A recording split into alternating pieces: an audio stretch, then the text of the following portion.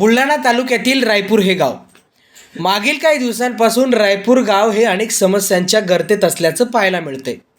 कधी पाण्याची समस्या तर कधी रस्त्याचा प्रश्न. आता आपल्या हक्काच्या घरासाठी शेकडो नागरिक रस्त्यावर उतरल्याचं पाहायला मिळालं. गावातील रखडलेल्या घरकुलांसाठी रायपूरवासी आज शुक्रवारी 13 फेब्रुवारी रोजी थेट रस्त्यावर उतरले. शेकडो गावकऱ्यांनी रायपूर बस स्थानक परिसरात आज उत्स्फूर्तपणे रास्ता रोको हे आंदोलन केलं. या आंदोलनात प्रलंबित हप्त्यामुळे रखडलेल्या 647 घरकुलांचे लाभार्थी हे सहपरिवार सहभागी झाले होते. अखेर पंचायत समितीच्या लेखी आश्वासनाने हे आंदोलन तूर्त स्थगित झालं.